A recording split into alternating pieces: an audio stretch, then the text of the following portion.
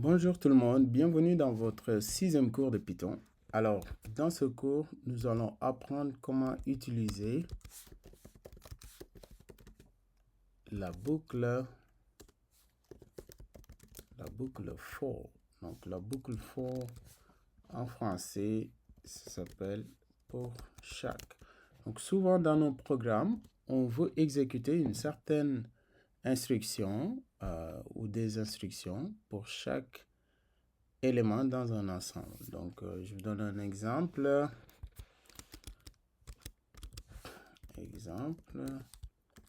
Alors, exemple, mettons qu'on veut afficher la phrase j'aime Python 10 fois. Donc, on va dire pour chaque indice i dans un ensemble, on va dire range 10. Donc, range, c'est une fonction comme print input.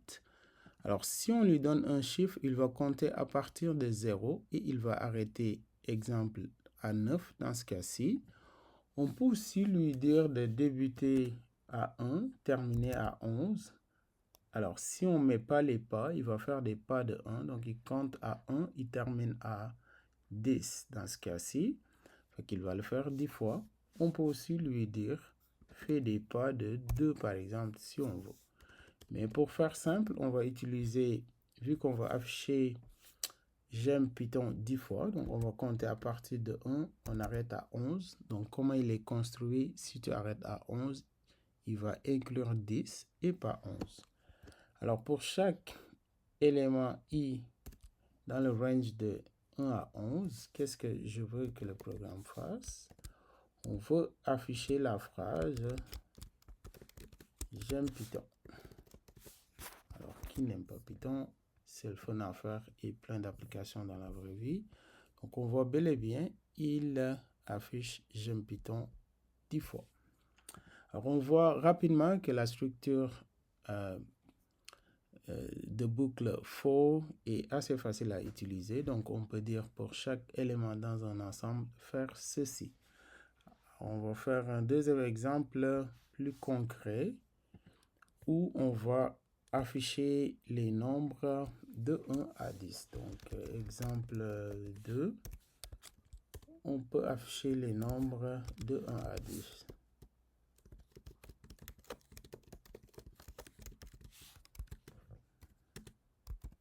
Alors, comment on fait ça? Pour chaque élément i, dans un ensemble, donc range 1 à 11, donc je vous rappelle que range, tu lui dis où commencer, où s'arrêter, et il va faire des bonds de 1 par défaut. Sinon, tu vas lui rajouter un troisième argument ici pour lui dire si tu veux qu'il fasse des bonds de 2 ou 3 ou les bonds de ton choix. Alors, pour chaque élément i dans un range de 1 à 11, qu'est-ce que tu veux que le programme fasse? Alors, je veux afficher cet élément i. Donc, si on exécute le code, vous voyez, il va afficher 1 jusqu'à 10. Alors, voyons voir un troisième exemple plus pratique où on va utiliser ici la boucle for pour calculer ou faire une simulation d'un investissement de 2000 $ à 10% sur 20 ans. Donc, on va faire la simulation d'un investissement de 2000 $ à 10% sur 20 ans. Donc, si on est dans le S&P 500, par exemple, on peut espérer en moyenne d'avoir 10% de retour annuel. Et on va simuler, si on met 2000 $ sur 20 ans, combien ça va nous rapporter au bout de notre investissement. Alors, on va commencer par définir une variable qui est notre investissement initial. Donc, on va dire montant initial égale 2000. On va décider du taux qui est de 10%, donc 0,1. Et là, on va faire la boucle pour calculer à chaque année quel montant d'argent nous allons recevoir. Alors, on va dire pour chaque année, donc on peut changer la variable. Donc, on n'oublie pas la structure, c'est pour chaque élément dans un ensemble faire ceci. Pour chaque année, dans le range de 1 à 21, parce que je veux compter les années de 1 à 20, donc je m'arrête à 21. Alors, qu'est-ce que je veux faire? Je vais prendre le montant initial, je vais l'augmenter de combien? Du taux multiplié par le montant initial que j'avais. Alors, je répète ici, qu'est-ce qui se passe? J'ai un montant initial, mais à chaque année, ce montant initial va être augmenté du taux fois le montant initial. Donc, le montant initial va changer à chaque année. Alors, chaque année, qu'est-ce qu'on a accumulé devient notre nouveau montant initial. Et là, on l'augmente de ce taux-là. Si on exécute le code, avant même d'exécuter le code, on peut aller afficher le résultat dans un beau format. Donc, on peut faire print. On utilise un f-string pour plugger les années ici. Donc, on peut dire année. Donc, il va afficher chaque année.